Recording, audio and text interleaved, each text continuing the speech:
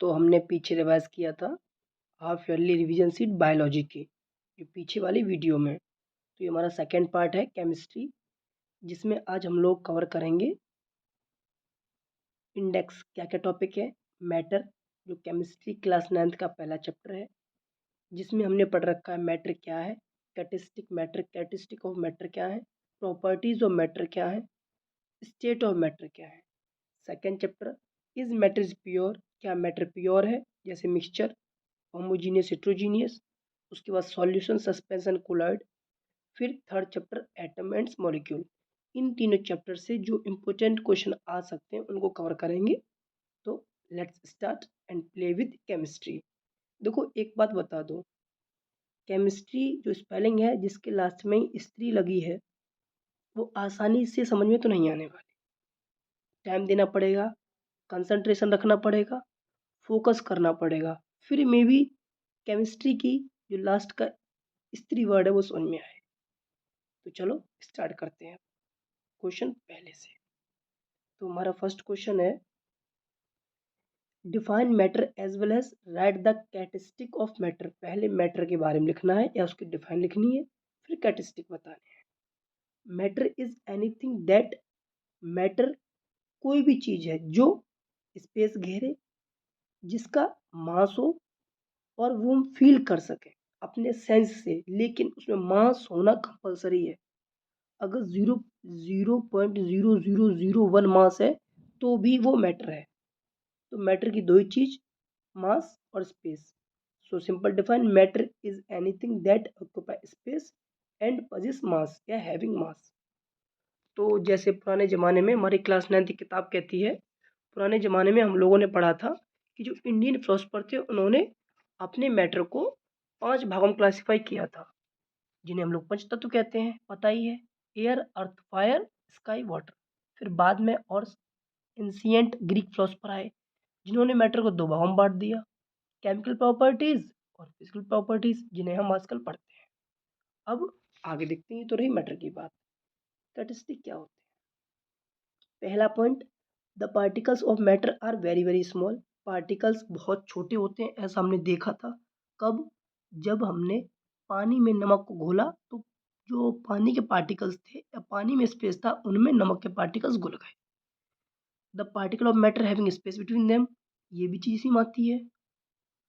The particles of matter are continuously moving, जो matter के particle वो कंटिन्यू मूव करते हैं। जैसे एक कोने में अगरबत्ती लगा दें तो पूरे रूम में या पूरे हॉल में वो स्मेल पहुंच जाती है।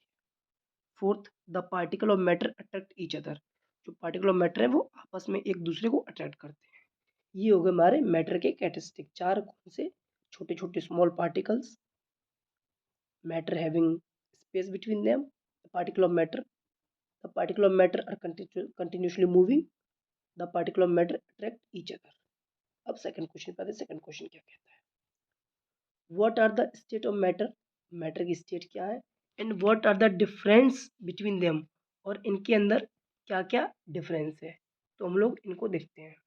तो देखो, हम लोगों ने ऑब्जर्व किया कि डिफरेंट टाइप्स ऑफ मैटर अपने आसपास रहते हैं। What are its different state, लेकिन उनकी स्टेट क्या है? We can see that matter around us exist in 3 different state. हमने देखा कि जो मैटर है अपने आसपास वो 3 तरीके से स्टेट एग्जिस्ट करता है। पहला, solid, liquid, gas. These state of matter arise due to variation in the characteristic of the particle of matter। मतलब जो पार्टिकल ऑफ मैटर है उनके कैरेक्टरिस्टिक में वेरिएशन देखने को मिलती है, जिसकी वजह से ये स्टेट पाई जाती है। तो let's study about the properties of these 3 state of matter in detail. तो मतलब अब इन प्रॉपर्टीज को, जो ये 3 है, इनको डिटेल में देखते हैं। तो सबसे पहले, अरेंजमेंट कैसा है मॉलिक्यूल का? सॉलिड का वेरी टाइटली, बहुत पास पास है। लिक्विड का लूजली अरेंजमेंट रहता है। गैस का थोड़ा बहुत लूजली पैक रहता है। स्पेस, सॉलिड के पार्टिकल्स है उसमें स्पेस बहुत कम होगा। लिक्विड के पार्टिकल हैं थोड़े सॉलिड और गैस के बीच में रहेंगे, लेकिन लिक्विड में जो स्पेस है वो थोड़ा सा रहेगा सॉलिड की अपेक्षा, और गैस में बहुत ज़्यादा स्पेस रहता है, तभी ये चारों तरफ घूमती फिरती हैं गैसेस। अट्रैक्शन, लिक्विड में बहुत ज़्यादा अट्रैक्शन रहेगा, वेरी स्ट्रॉन्ग। लिक्विड में वीकर देन सॉलिड, सॉलिड से कम रहेगा, और गैस में वेरी वीक। शेप, सॉलिड का फिक्स रहता है, लिक्विड का नॉट फिक्स्ड और गैस का भी not fixed. Flow can not, liquid flow, solid flow नहीं कर सकती हैं, लिक्विड फ्लो करते हैं, इसलिए इनको फ्लूइडिटी भी कहते हैं, और गैसेस भी फ्लो कर सकते हैं। एग्जांपल सॉलिड का वुड मेटल, लिक्विड का इंक ऑयल, गैस का ऑक्सीजन कार्बन डाइऑक्साइड। ठीक, ये हमने पढ़ लिया कि मैटर की प्रॉपर्टीज क्या है। थर्ड क्वेश्चन देखते हैं। थर्ड क्वेश्चन है डिफाइन एवापोरेशन। एवापोरेशन क्या है? तो हम लोगों ने देखा है, नॉर्मल हिंदी में समझ लो कि जब लिक्विड है गैस बनने लगे, evaporation happen when a liquid substance become a gas. Liquid substance है वो हीट देने पर गैस बनने लगे। व्हेन वाटर इज हीटेड, जब पानी गर्म करते हैं वो भाप बन के उड़ता है, एवापोरेट होता है। The molecule move and evaporate, जो मॉलिक्यूल है पानी के वो मूव करने लगते हैं, आपस में जो बर्तन है उसी में वाइब्रेट होने लगते हैं, so quickly that they escape into atmosphere as molecule water vapour. और वो बाद में जैसे ही मॉलिक्यूल मूव करेंगे वाइब्रेशन होगा जो बर्तन है उसकी दीवारों में, और फिर जो पानी भाप बन के ऊपर वाटर वेपर की फॉर्म में उड़ने लगेगा। अब बात आती है कि फैक्टर क्या क्या है, कौन कौन रोक सकते हैं। सबसे पहला फैक्टर है टेम्परेचर। अगर टेम्परेचर इंक्रीज कर देंगे एवापोरेशन बढ़ जाएगा। सरफेस एरिया ऑफ लिक्विड, अगर एवापोरेशन और ज़्यादा करवाना है तो जो सरफेस एरिया है वो बढ़ा दो, तो और स्पीड से एवापोरेशन होने लगे। जैसे हम लोग कपड़े सुखाते हैं तब फैला देते हैं, तो इसका मतलब सरफेस एरिया बढ़ा दिया और आसानी से क्या कहते हैं जो एवापोरेशन था वो हो गया। इसको थोड़ा हम लार्जली रूप में, थोड़ा बड़े रूप में देख लेते हैं। ये देखो, टेम्परेचर,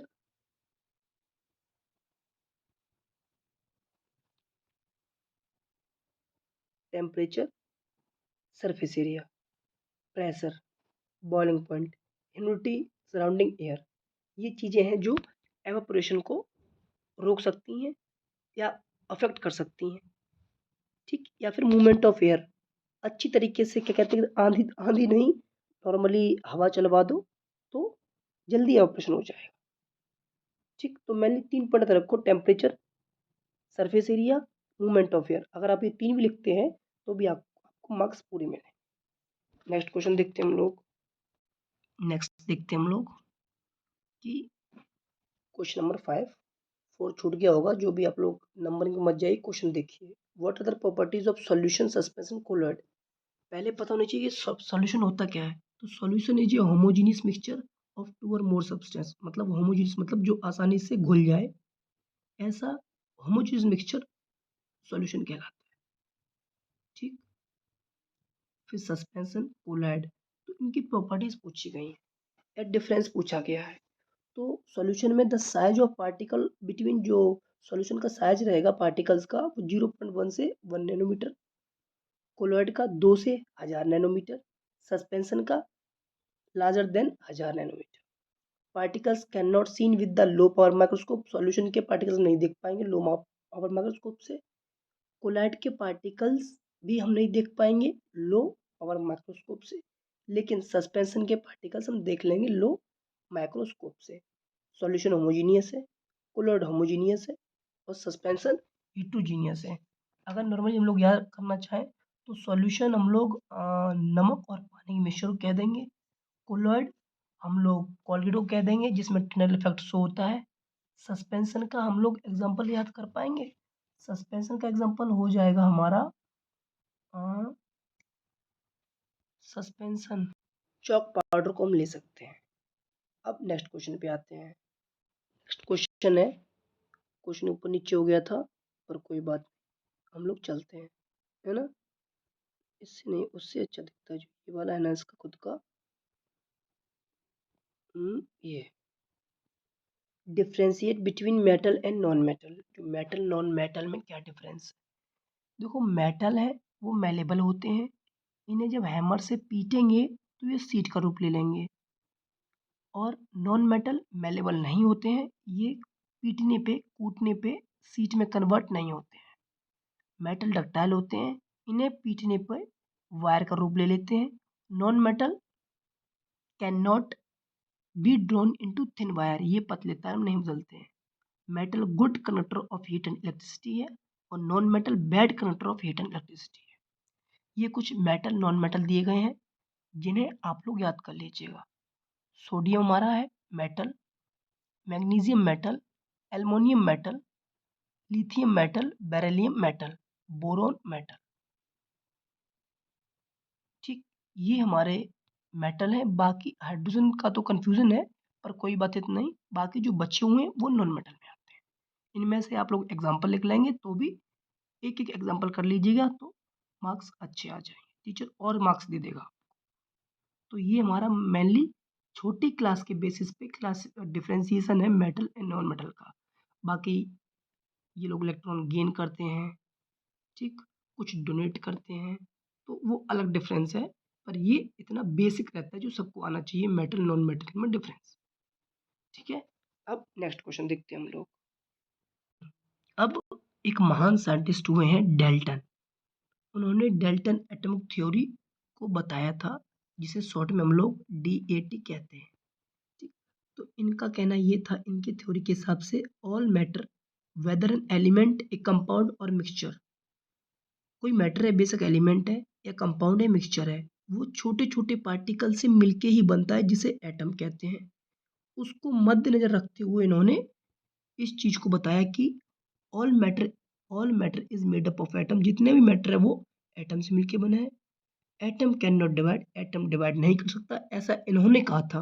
बाद में थ्योरी जो भी ऊपर नीचे हुई होगी वो देखते हैं।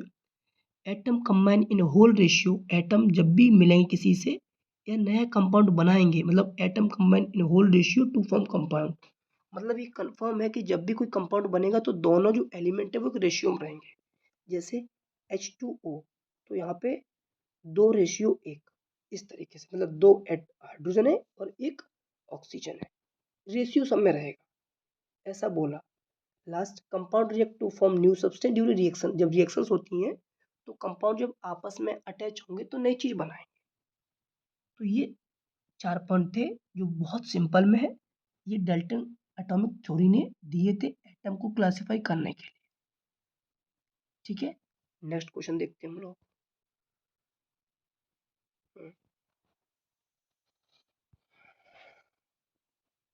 ये हमारा next question.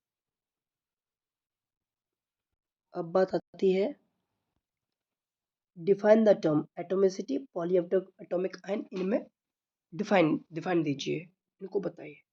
Atomicity is defined as a total number of atom that constitute a molecule, एक मॉलिक्यूल में कितने एटम अटैच है वो उसकी एटोमिसिटी है। जैसे O2, कितने एटोमिसिटी हो गई 2, क्यों, इसमें 2 ऑक्सीजन अटैच है।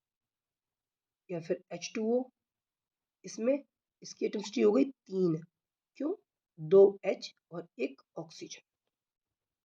ठीक, ये हो गई एटोमिसिटी। और देखते हैं CO2, इसकी एटोमिसिटी तो इसकी भी 3, 1 कार्बन और प्लस 2 ऑक्सीजन, तो ये हो गए 3। इस तरीके से एटोमिसिटी का एग्जाम्पल हो गया। नेक्स्ट है पॉली एटॉमिक आयन क्या है। तो द वर्ड पॉली मतलब मैनी, एटॉमिक मतलब जिनके पास एटम है, और आयंस मतलब जिनके पास पॉजिटिव नेगेटिव चार्ज है। Define a group of atom carrying charge, ammonia NH4, अगर इसका NH3 बनाएंगे तो इसका क्या हो जाएगा, ये NH4 प्लस। देखो पॉजिटिव चार्ज आ गया, पॉलीएटॉमिक आयन। देखो एटम कितने हैं, 1 और 4, यानी 5 एटम है प्लस आयन है, इसके पास चार्ज है।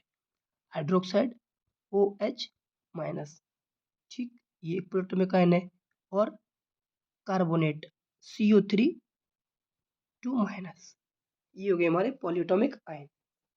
तो नेक्स्ट देखते हैं अब, नेक्स्ट क्वेश्चन हमारा लास्ट क्वेश्चन क्या है उसको देखते हैं,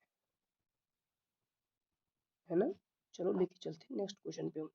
तो नेक्स्ट क्वेश्चन हमारा है last question, find the molar mass and chemical formula of given compound. ये जो अपनी बुक है क्लास 9th की, वहाँ से लिया गया है, ये पेज NCERT जो CBSE की है वहाँ से। पहला क्वेश्चन था question number 3, what are polyatomic ion. Polyatomic ion क्या है तो हमने देख ही लिया। पॉली मतलब बहुत सारे, एटॉमिक मतलब एटम्स, और मतलब पॉजिटिव नेगेटिव, वो एटम जो बहुत ज़्यादा एटम, 2 या 2 से अधिक एटम जो आयन्स अपने पास रखते हो उन्हें कहते हैं polyatomic ion. Example NH4+। Second question, right fourth question, right the chemical formula of following. देखो मैग्नीशियम का Mg होता है, क्लोराइड का Cl होता है। बता रहे हैं कैसे बनता है ये वो देखिए। Mg पे +2 चार्ज और Cl पे -1 चार्ज। तो इन चार्जों का जो -1 है ये इसको दे देना है और Cl का कहने का मतलब जो आयन का इंटरकर्जन करना है, जो 1 है वो Mg को देना है और जो 2 है वो Cl को देना है। तो Mg 1 हो जाएगा और Cl 2 बन जाएगा। नया कंपाउंड बनेगा क्या? MgCl2। ठीक, ऐसे ही दूसरा देखते हैं, कैल्शियम ऑक्साइड। क्या? Calcium Ca oxide O। सबसे पहले उनके हमें क्या लिखने होते हैं कि एलिमेंट कौन सा इसमें है। तो Ca है इसमें बी वाले में, कैल्शियम ऑक्साइड में, और O है। तो इसका चार्ज 2, इसका भी 2, माइनस प्लस होते हैं, ये प्लस में 2, ये माइनस में 2। तो ये इसको देंगे, ये वाला इसको देंगे, तो क्या आ जाएगा Ca2O2। दोनों कैंसिल हो जाएंगे तो क्या बचेगा CaO। CO लिखा है। इस तरीके से आप लोग और करेंगे। ऐसे ही कॉपर नाइट्रेट का CuNO3 का होल ट्वाइस, क्योंकि 2 कहाँ से आया, जो इसका चार्ज था वो इंटर कन्वर्जन हो गया। एल्यूमिनियम क्लोराइड का देख लो थोड़ा, क्या? एल्यूमिनियम क्लोराइड AlCl, इसका +3 चार्ज, इसका -1, तो ये वाला चार्ज इसको मिल जाएगा, Al ये ले लेगा, तो AlCl3 ये बन जाएगा। ठीक, ऐसे ही कैल्शियम कार्बोनेट का CaCO3 बन जाएगा हमारा। ठीक, ये हमारे क्वेश्चन नंबर 4 कंप्लीट हुआ। क्वेश्चन नंबर 5, क्विकलैम का फॉर्मूला होता है CaO। ठीक, हाइड्रोजन ब्रोमाइड का HBr, बेकिंग सोडा का NaHCO3। ठीक, पोटेशियम सल्फेट का K2SO4। तो ये हमारे कंपाउंड थे जिनके नाम पूछे गए थे। बाकी आप लोग जानते ही हैं इनमें क्या ऐड रहता है। ठीक है, next question number 6, molar mass. देखो मोलर मास तभी निकाल पाओगे जब आपको एटॉमिक मास पता होना चाहिए। जैसे C2H2 का मोलर मास पूछा गया है, तो 12 × 2 + 1 × 2, तो 12 दूनी 24 + 2, ठीक है ना, कितना हो गया? 26। तो इसका हो गया 26 मोलर मास। ठीक, हमें पता है कार्बन का जो एटॉमिक मास होता है वो 12 होता है। ठीक, नेक्स्ट देखते हैं C2H2 यानी इथाइन। इथाइन का कितना हो गया हमारा? 26। ठीक है, दूसरा किसका पूछा? S8। तो S8 का निकालने के लिए क्या करेंगे? हाँ, S का 32 × 8 मल्टीप्लाई कर देंगे, आंसर आ जाएगा। ऐसे ही फॉस्फोरस का P × 4। ठीक, ऐसे ही HCl का। इस तरीके से हम लोग क्या कहते हैं मोलर मास निकाल लेंगे। तो ये हमारा आज का जो केमिस्ट्री वाला पोर्शन था हमारा ख़त्म हुआ। अब जल्दी ही हम लोग मिलेंगे पार्ट 3 फिजिक्स के साथ। तब तक के लिए थैंक यू क्लास।